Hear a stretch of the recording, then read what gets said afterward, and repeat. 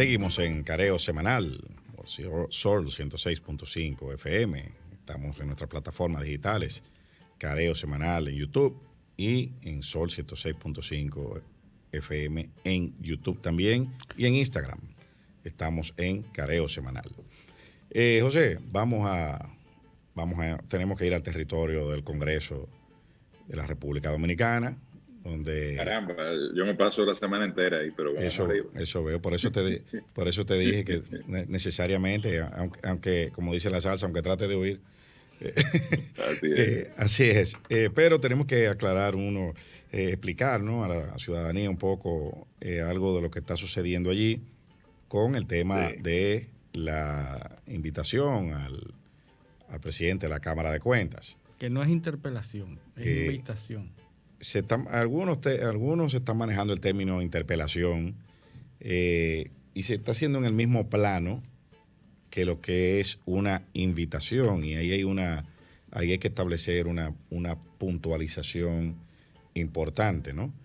Al que invitan puede que vaya o puede que no vaya. Vamos a empezar, como decía un compañero mío del colegio, muy amigo mío, vamos a empezar por el empiezo. ¿Qué es lo que sucede? Vamos a ver. Constitucionalmente, ¿es posible interpelar al presidente de la Cámara de Cuentas o a un miembro de un órgano constitucional? La respuesta es que no. No se puede.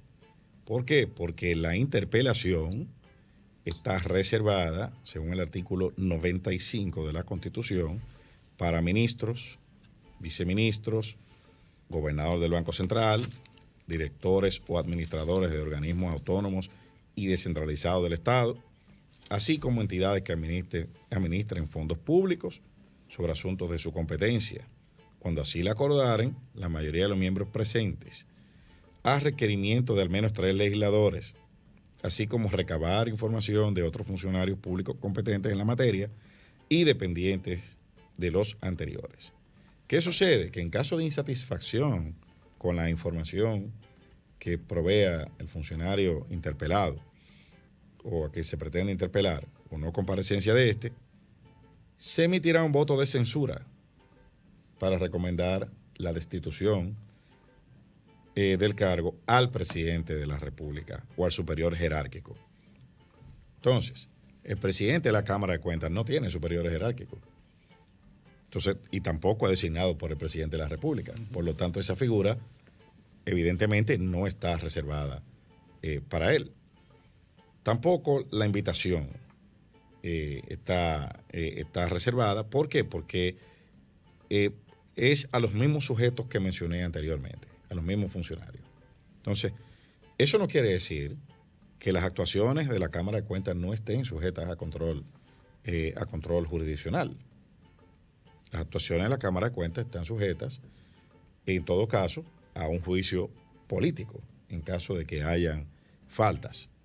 Para el juicio político, tiene que venir una acusación de la Cámara de Diputados, y entonces el Senado sería el tribunal que juzgaría esa acusación.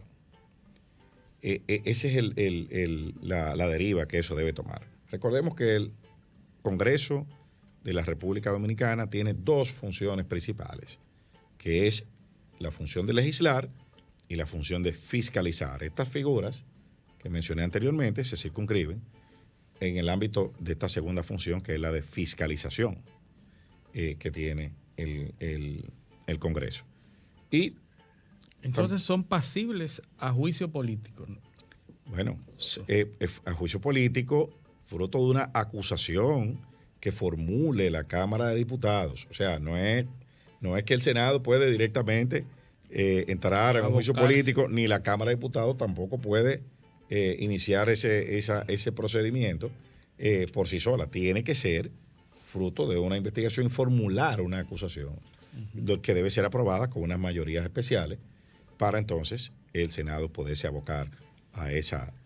Ahora, una invitación para tener un conversatorio que no tenga efecto vinculante ni ningún efecto jurídico, pues pudiese darse en el marco de las relaciones cordiales que deben existir entre los órganos constitucionales. Mira, al final Yo pienso que hay mucho de llamar la atención con este tema, de generar, de proyectar, ¿no? Una preocupación sobre el tema de la fiscalización, sobre todo de la gestión del PLD. Por eso el bloque completo del PRM somete esta iniciativa. Y creo que también responde a la falta de experiencia que en muchas actuaciones está evidenciando esa organización política, porque es evidente que la Cámara de Cuentas es un órgano de carácter constitucional, así como lo es el Senado de la República, y tiene un tratamiento distinto al de los funcionarios electos de designación. En el caso de la Cámara de Cuentas, al igual que de los jueces, que los miembros del Consejo Nacional de la Magistratura, que el Defensor del Pueblo, que los miembros de la Junta Central Electoral, son funcionarios de elección indirecta,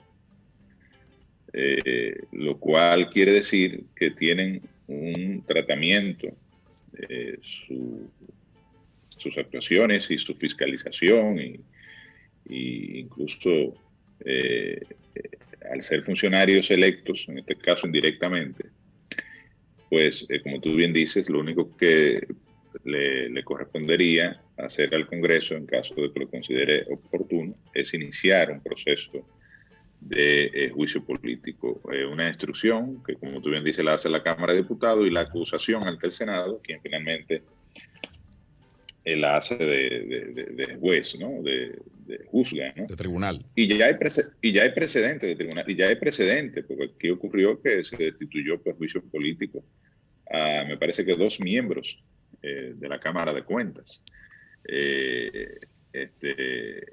No es algo que sería nuevo, ¿no? Sin embargo, la Cámara de Cuentas está en un proceso también ahora de sustitución. Ya la Cámara de Diputados anunció que se han inscrito 170 y algo de candidatos a sustituir a 5 miembros de este órgano de control. Y eso en los próximos, diríamos, semanas, pues ya estarían ellos sometiendo al Senado las ternas para que el Senado escoja una nueva Cámara de Cuentas. O sea que yo pienso que lo que habría que esperar es ese proceso. Y bueno, a menos que se entienda que hay que hacer una acusación para iniciar un juicio político, pues bueno, ya ese otro proceso que no es el que se está planteando. Y que también... Mira, hay un senador de mucha experiencia que está del año 1994 en el Congreso Nacional, Ramón Rogelio Genao, y planteó, yo quisiera que tú me des tu opinión sobre eso, que el Senado no puede evidentemente interpelar, eso prácticamente es un consenso, nadie discute esto. Lo que pudiese hacer el Senado es invitar a los miembros de la Cámara de Cuentas. De hecho, se invitó al presidente de la Cámara de Cuentas, que estuvo en la Comisión de Ética del Senado, y allí que preside el vocero del PLD, Iván Lorenzo, pero que la componen un grupo de senadores, la mayoría del PRM.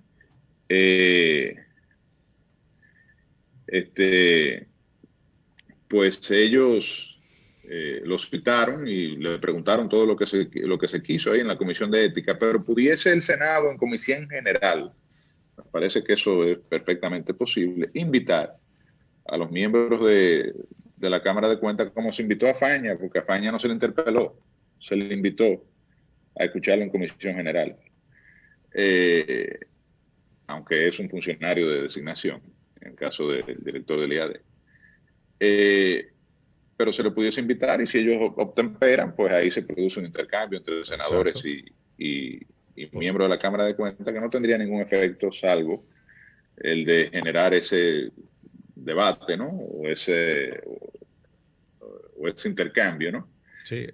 A los fines de que los senadores pudiesen pues expresar cualquier cosa que entendiesen deben expresarle a los miembros de la Cámara de Cuentas, salientes. Por eso dije que puede invitarlo de forma cordial, ¿no? Y en el marco de las relaciones que existen o deben primar entre órganos constitucionales, pudiesen acudir y tener un intercambio, pero la figura jurídica y las implicaciones que tiene una invitación para los funcionarios que están establecidos en la Constitución no se aplican a los miembros de la Cámara de Cuentas. Pero aquí hay que hacer un punto. A veces por el deseo de generar un impacto, pues entonces se pierden las formas y al final afecta el fondo. Eso yo realmente no comparto ese proceder, pero ha sido, yo diría que una de las dinámicas que ha venido ejerciendo la nueva administración para provocar evidentemente golpes de efecto. Y yo creo que se buscó en gran medida eso. No, y hay un punto, con José.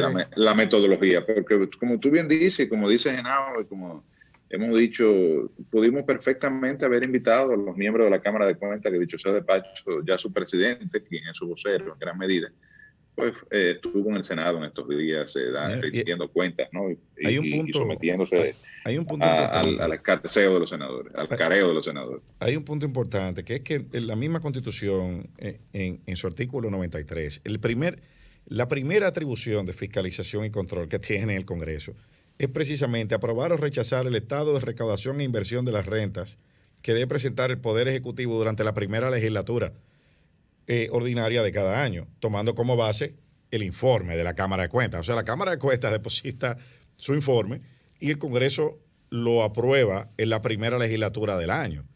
O sea que ya eso pasó por ahí. Esa aprobación descarga los actos del Poder Ejecutivo. Exactamente. O sea, ya cuando había que hablar, la Cámara de Cuentas de habló. todos los ministerios. Entonces, por eso, como tú bien dices, lo que se está buscando es dar un golpe de efecto. Y también la ley 1004, que es la que norma las funciones de la Cámara de Cuentas, es muy clara sobre el papel de esta, cómo se solicitan las auditorías, quiénes las pueden solicitar.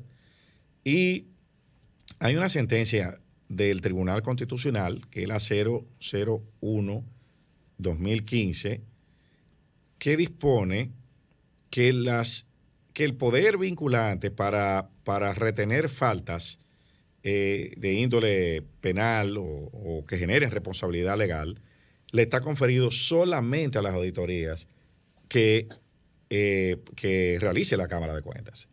O sea que usted puede mandar a auditar con quien usted quiera una gestión privada, una gestión de un órgano público, pero esa auditoría no va a generar la responsabilidad legal que se quisiera, en algunos casos, que se puede estar buscando, sino porque esa atribución está conferida a las auditorías de la Cámara de Cuentas y reconocida ya. La que vale es la de la Cámara de Cuentas. Esa es la que correcto. Vale. Y por ejemplo, esta medida de que la Contraloría General de la República audite, yo te diría que no tiene mucho asidero, porque es un órgano, la Contraloría es un órgano de control interno. Al ser un órgano de control interno le llegan todos los expedientes, vamos a suponer relativos a compras, en las que se llaman las oficinas de auditoría interna que están en todas las instituciones del Estado. Hay una dependencia que tiene cada institución de la Contraloría General de la República. Una persona que vamos a decir que es el contralor de esa institución, que además aprueba los expedientes en coordinación con la sede central de la Contraloría General de la República. Entonces, que la Contraloría se audite a sí misma, que es lo que estaría haciendo, porque ella ya aprobó cada uno de esos expedientes en el proceso normal, o que el gobierno se audite a sí mismo a través de su departamento de control interno, que viene siendo la Contraloría General de la República, no tiene mucho sentido. Violando la doctrina de los actos propios, incluso. Entonces, quien debe auditar, y es la lógica que tiene el Estado, como lo tienen las empresas, tú contratas anualmente una auditoría externa de una firma reconocida o lo que sea, que venga desde fuera a determinar si se están haciendo bien las cosas. Ese es el papel de la Cámara de Cuentas. Quien tiene la obligación de cada 3 años, a lo sumo, podría ser antes, auditar las cuentas de cada una de las instituciones públicas que conforman el gobierno dominicano, pero como auditor externo, como órgano independiente, que precisamente por eso la Constitución le da esa categoría de ser una entidad totalmente autónoma. Y puede presentar, si hay faltas penales, puede poner en movimiento la acción pública. Tiene esa facultad. Lógicamente, eso es su papel, claro. a final de cuentas. Es verdad que quizás no lo ha hecho con eficiencia, o bajo las expectativas que tiene la sociedad dominicana. Tú le podrás hacer toda la crítica que sea, tú le podrás hacer juicio político, tú podrás invitarlo al Congreso, o podrás designar una nueva Cámara de Cuentas como se está haciendo actualmente, pero lo que tú no deberías es minar su rol institucional, que está claramente establecido en la Constitución de la República. Bueno, pero ya el presidente de la República ya los acusó de estar parcializado en público y le pidió la renuncia en un discurso dirigido a la nación. ¿Cuándo termina el periodo de la actual Cámara de Cuentas? En febrero del próximo año.